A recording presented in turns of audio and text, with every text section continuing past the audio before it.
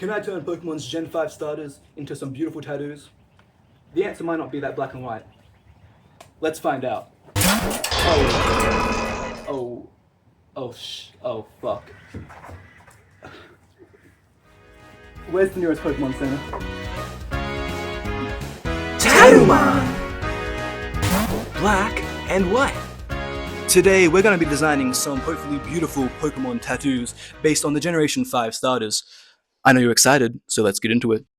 Serperior, the regal Pokemon. Each starter in Generation 5 Black and White is based on leadership in some way, and of course Serperior is based on French royalty. I'm very proud of this design. I think it captures the elegance of royalty very well, and also, in a way, the pride of royalty too. This design has a lot of elements, but mainly there's two things that I based it on that I want to point out. The first of all is filigree. Filigree is this gold leaf pattern that was very popular in the Renaissance and very popular among French royalty, turning the leaf snake into a leaf pattern. And furthermore, using filigree as the inspiration for this design allows me to connect it back to tattoos in quite a fun way. You see, filigree is a very common tattoo subject in the style of woodblock, styled after the older art of woodblock printing, which was very popular during the Renaissance. See, it comes full circle. This is why I love this tattoo design so much. Not only does it look great, but it also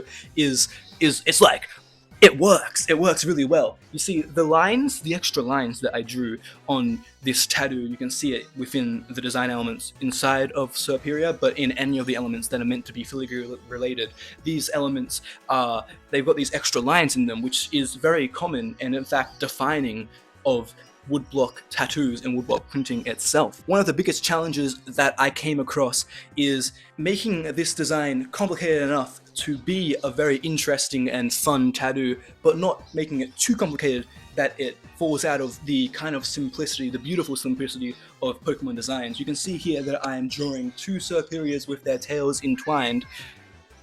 Hi Cat, with their tails entwined.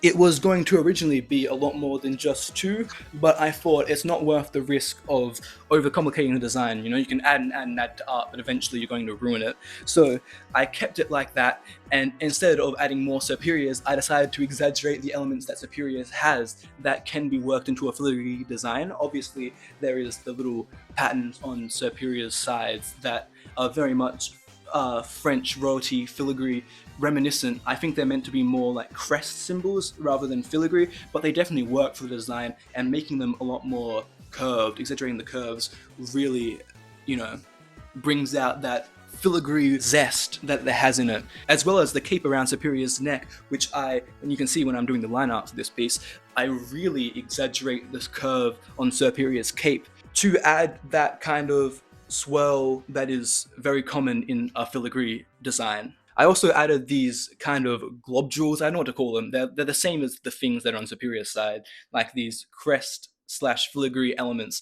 I added a lot of them around, I added a lot of the crest elements, and I also added some more swirls, some more like, they look like, the way I describe it is like a cloud. I added a few of those around just because that shape is very common in filigree, and once again, I didn't want to overcomplicate the design, so instead of, you know, connecting all of these things to Serperior, I thought it would be a lot better just to have them around. And I think it worked really well. I think this is a very, very beautiful tattoo. Once again, I am extremely proud of this one. It is beautiful, it is elegant, it is a tattoo that I don't think anyone would be like at all embarrassed to have. Like, you can have this tattoo and go to like someone who is not a Pokemon fan at all, and they'll be like, man, that's a sick tattoo, that looks great, that's beautiful. And I'm very proud once again because it really captures that like royal elegance.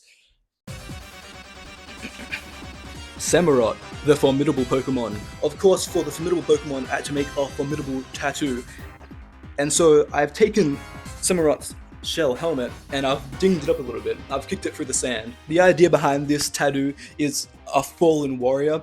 I imagine a battlefield with like defeated Pokemon strewn about, you know, far-fetched leeks and Samurott swords stuck into the ground, Samurott armor strewn about, and this is one of the helmets that you'd find at the base of that battlefield. I feel like, you know, Samurott being a samurai, it's a lot more of a serious Pokemon. I know that's a funny thing to say, you know, about the animal cockfighting game, the children's animal cockfighting game. But I think being a samurai has like a lot more serious themes, I guess. And once again, I'm like trying to take the themes of these Pokemon in this video more than the Pokemon themselves to make these tattoos. So I've taken Samurot's shell helmet and I've added a bit of cracks in it. I've made it the helmet of a fallen warrior. I also added some of the, you can see I kept some of the woodblock kind of style lines across here because I think it adds a lot of texture to the shell, making it, you know, feel more like a real-ish shell.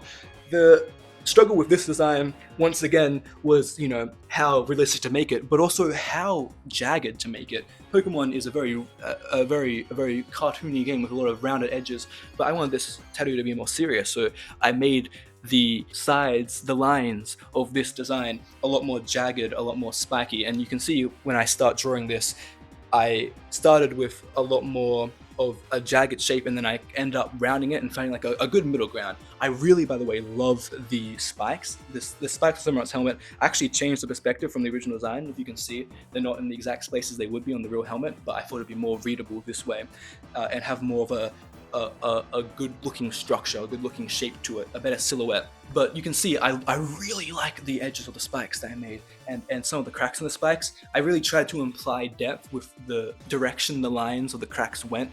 I think I did a really good job, especially on the top spike. Probably my favorite part of a design. It's weird to say, I know it's like, you know, cracks aren't something that people usually like.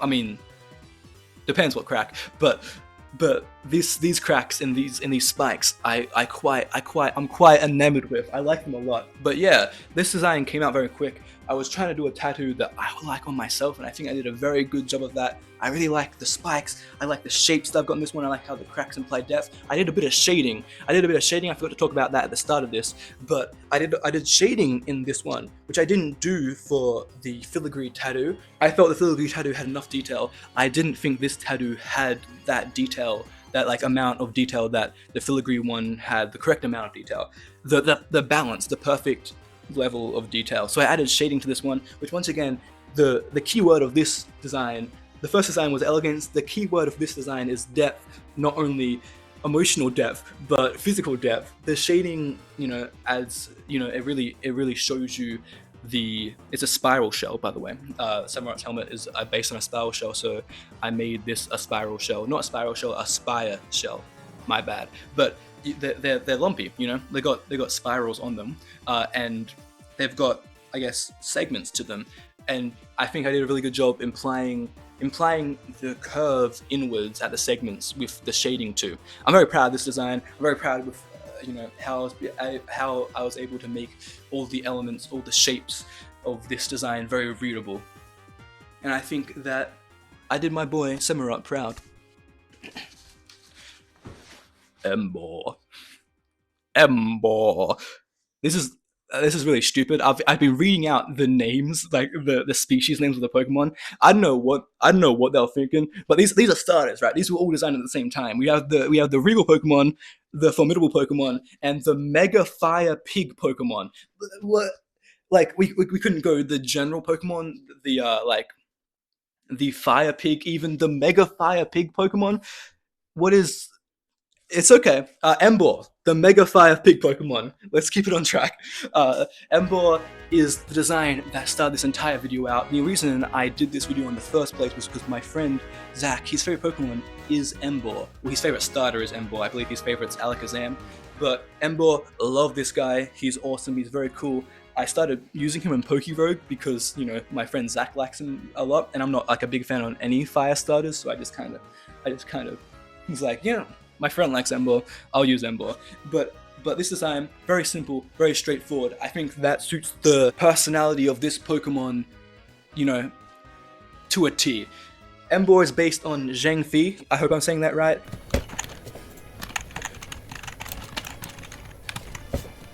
Zhang Fei. Who was a Chinese general. He's also the person who inspired the pig character from Journey to the West, the pig demon in Journey to the West. Apparently he ate all of his army's rations at some point, and that's why he was called the pig general, hence why Emboar is a pig.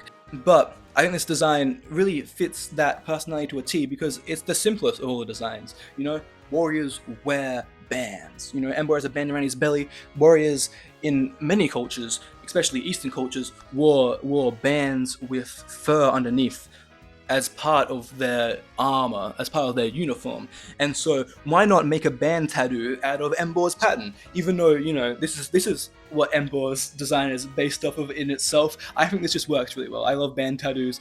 I've been thinking about getting a band tattoo for a long time. I've got a bunch of tattoos, none of them are bands, but just an armband tattoo that has Embor's design. It's perfect. I did a little bit to make this a little bit more special. I elongated the pattern, the two swirlies, whatever they're called. I elongated the yin yang kind of pattern that's on his belly band to make it more realistic, more serious, more, you know, more cool, I guess, less cartoony. And designing this one didn't really take that much time at all. But sometimes it doesn't matter. Sometimes your best work is the work you put the least amount of effort into.